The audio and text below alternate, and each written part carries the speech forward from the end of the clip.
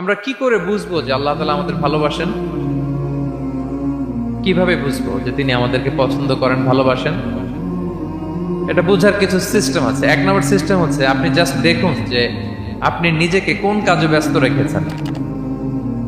আপনি আপনাকে কোন কাজে ব্যস্ত রেখেছেন, আপনার লাইফস্টাইলের দিকে তাকান। লুক অ্যাট ইউর লাইফস্টাইল, আপনি নিজেই বুঝে যাবেন।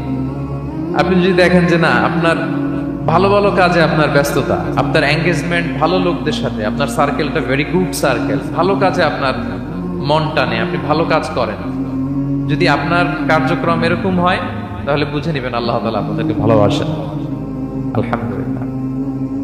আর যদি দেখেন না, যত আকাম কুকাম আছে ওইটার সবার আগে আপনি, যেই কাজে আল্লাহর ক্রোধ আসে, আল্লাহ রাগ হয়ে যান, যেই কাজ ইসলামে করার নিষেধ, যেটাতে তার অসন্তুষ্টি, ওই কাজে আপনার এঙ্গেজমেন্ট, ইনভলভমেন্ট, আপনার সার্কেল গুলো এরকম, তাহলে বুঝে নিবেন আল্লাহ ভালোবাসা, এই মহা সৌভাগ্য আপনার কপালে জোটে নাই। তাহলে এটা হচ্ছে একটা সিস্টেম। আল্লাহ আপনাকে ভালোবাসেন কিনা এভাবে বুঝবেন যে আপনি নিজেকে কোন কাজে ব্যস্ত রেখেছেন, একটু দেখুন, আপনি মিলাতে পারবেন।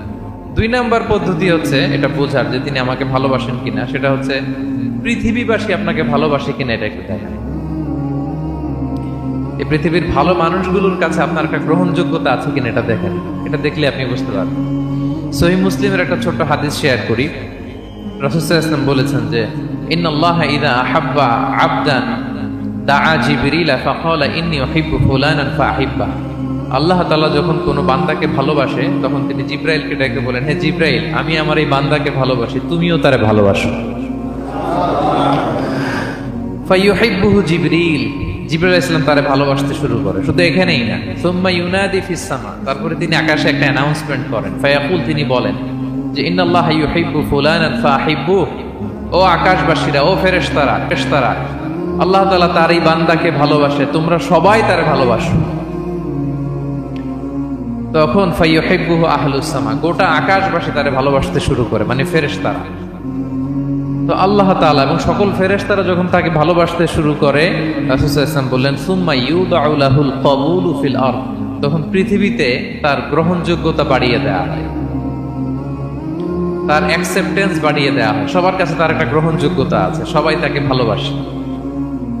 এটা হচ্ছে একটা পদ্ধতি যে আল্লাহ তাআলা আপনাকে ভালোবাসে কিনা আপনি নিজেই বুঝবেন, যে পৃথিবীবাসী আপনাকে ভালোবাসে কিনা, আপনার কলিগরা আপনাকে ভালোবাসে কিনা, আপনার বন্ধুরা আপনাকে ভালোবাসে কিনা, আপনার নেইবররা আপনাকে ভালোবাসে কিনা, পৃথিবীর ভালো মানুষগুলোর কাছে আপনার গ্রহণযোগ্যতা আছে কিনা। যদি থাকে বুঝবেন আল্লাহ তাআলা আপনাকে ভালোবাসেন, ঠিক কিনা? আল্লাহ তাআলা আমাদেরকে যেন ওই কাতারে শামিল করেন। আমরা পড়ি আমিন।